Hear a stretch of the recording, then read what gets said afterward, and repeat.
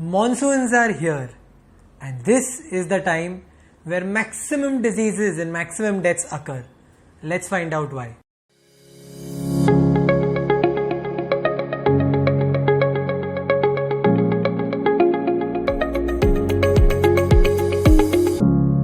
I am Dr. Manaan Gandhi, and you are watching Dr. Gandhi's Ayurveda. And today what we are going to discuss is monsoons. Why digestion suffers in rainy season and how to fix it.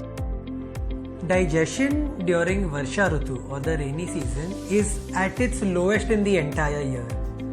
And because digestion is at its lowest, it's very important to understand that you are not supposed to eat heavy, difficult to digest foods, fried foods like the bhajiyas that you love to eat.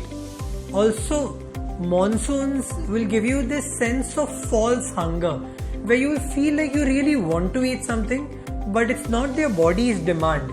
It's more of a false hunger due to a false feeling of cold due to the monsoons.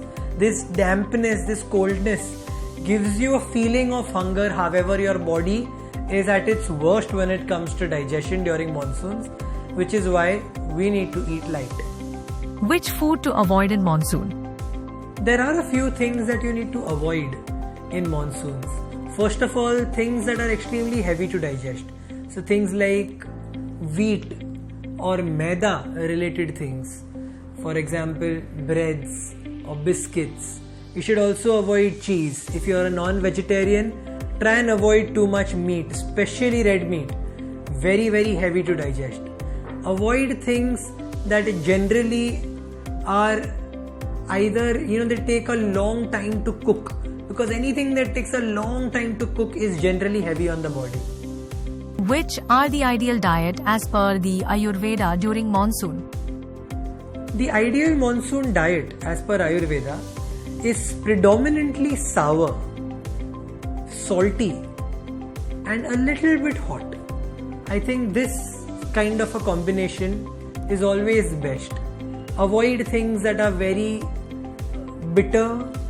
Specifically avoid things like green leafy vegetables.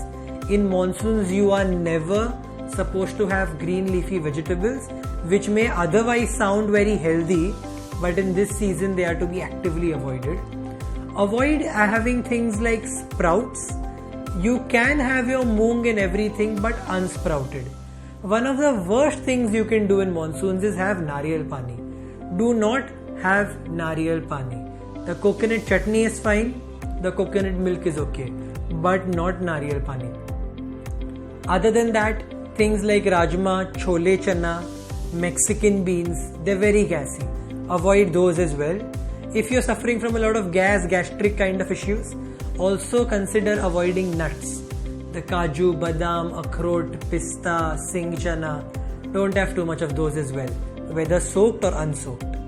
So if you follow this much, I think you should be safe. Which are the ideal food as per the Ayurveda? The ideal food is your normal day-to-day staple diet, but ensuring that there is nothing heavy, no maida in it. Preferably avoid wheat in this time. Wheat, although very healthy, is a little heavy to digest, and a lot of people suffer from indigestion during monsoons, and wheat will only compound it. So if it's possible, try and avoid wheat. Maybe you can use more of rice. Rice should also be aged, which means it should be at least a year and a half old. It should be open cooked and drained. Which herbs are best to boost your immunity? There are a lot of herbs that increase immunity during monsoons.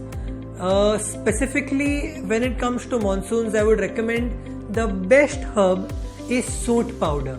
Soot is dry ginger powder. Do not use ginger juice instead. Although they sound very similar and they're made from one another, soot powder has a few different chemical properties that ginger does not. So you could start using that. If in case you're feeling a little gassy, a little constipated, which may happen, you could use Triphala as well.